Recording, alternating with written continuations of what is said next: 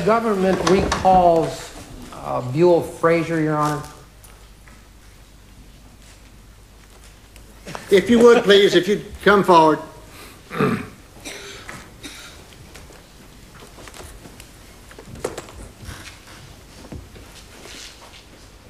I can assure you it's not going to take this near as long as it did last time, Mr. Frazier. Just have a seat. You're the same person that testified here earlier this morning, are you not? Yes, sir. Thank you. Yeah, Mr. Frazier, I'm sorry I had to call you back to witness stand. Exhibit 21A, can we have that on the screen now? Mr. Frazier, this fellow here in the doorway of the book depository building, do you know who he is? Yes, sir. And who is he? That's Billy Lovelady. And who's Billy Lovelady?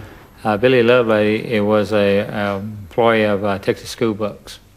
Okay. Were you standing near Billy at the time that photograph was taken? Yes, sir. I was standing back up in the shadows there where you can't see me up several steps back, but I was in the shadows and he was standing down in front of me. And this is when the presidential limousine was driving by? Yes, sir. Does Mr. Lovelady resemble Lee Harvey Oswald? No, sir, except one thing. They both had kind of a high forehead. Right. But one was short and stocky, which Billy was, and Lee Harvey Oswald was more of a thin type frame. You speak in the past tense. Billy has passed away, you say? Yes, sir, that is correct. Okay, thank you. No further questions. Tell us your name, please. Marion L. Baker. Directing your attention to the date November the 22nd, 1963, the day of the assassination. Were you a police officer with the Dallas Police Department? Yes, sir, I was. Were you assigned to ride a motorcycle in a presidential motorcade that day? Yes, sir. The presidential limousine eventually turned left on Elm from Houston Street? Yes, sir, it did. What's the next thing that happened? At this time, I heard 3 shots. Exhibit F. With the pointer, would you please show the jury on the diagram approximately where you were on Houston Street when you heard these 3 shots?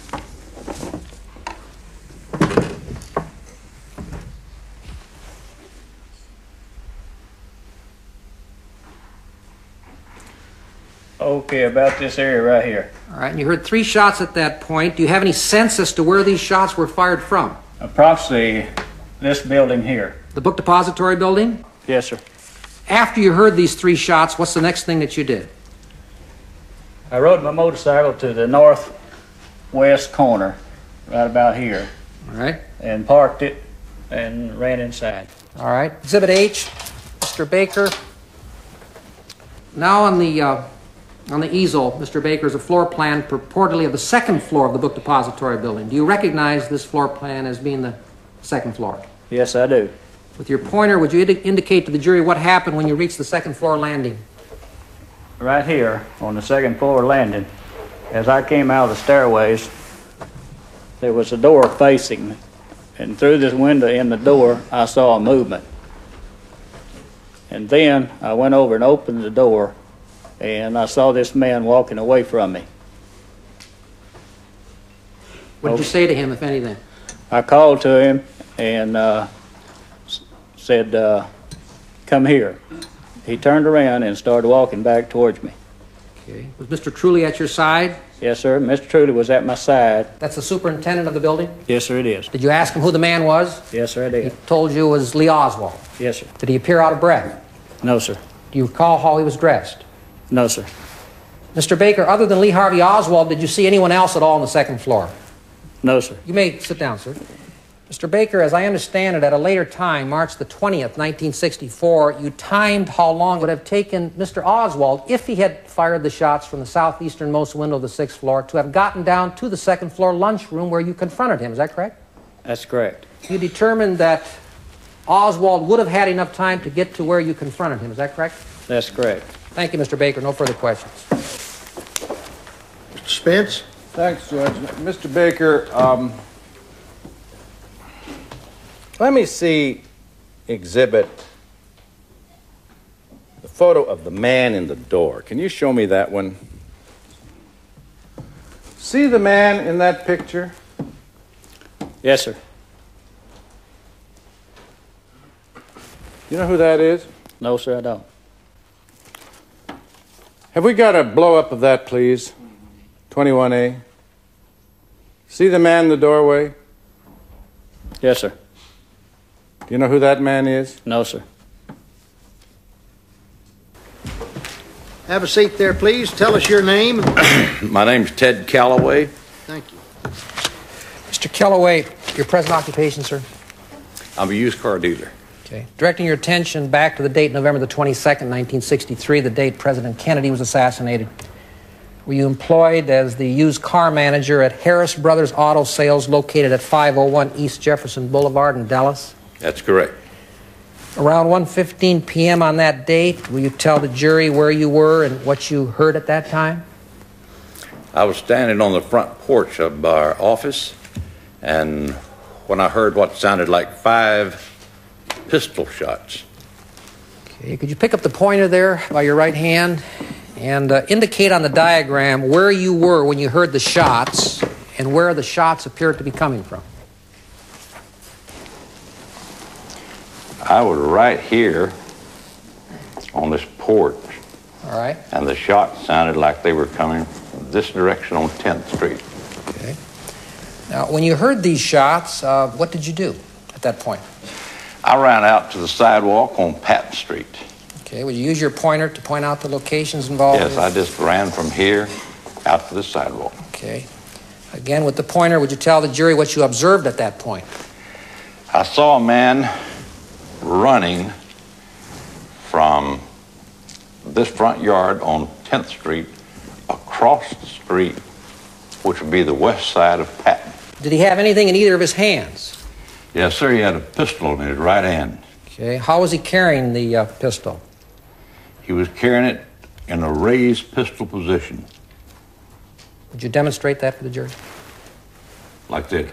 Did he run past you where you were? No, he ran toward me. I All was right. on the east side. He was on the west side of Patton. What's the closest you came to him? The FBI measured it at about 56 feet. Okay. And Did you get a good, clear view of him? very good view. Did you talk to him at all? Yes, sir. What'd you say to him, and what did he say to you, if anything?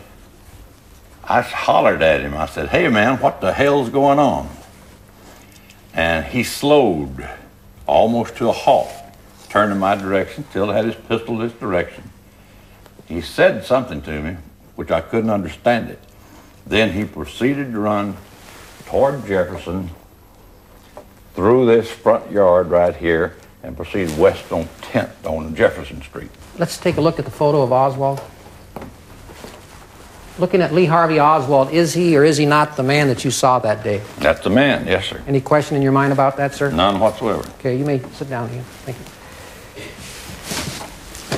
After the man ran past you, after Oswald ran past you, then what did you do, sir? That's what I ran toward Yes. the corner of 10th and Patton, and to see what was going on, and that's where I saw the police squad car and Officer Tippett lying in front of the squad car. Did he appear to be dead at that time? He did. And what did you do?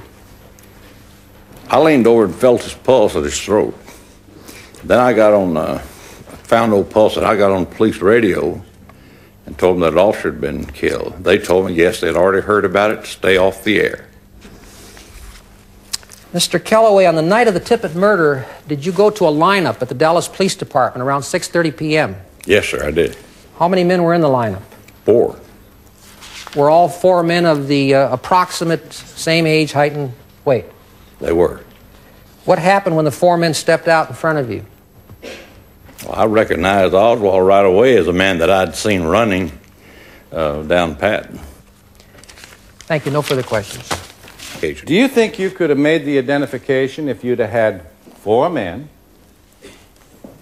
standing in a line 56 feet away, like you were, all of them the same size, all of them wearing a white T-shirt, all of them with identical marks on their face, a cut over their eye, a black eye, marks? Do you think that you would have then been able to make the identification?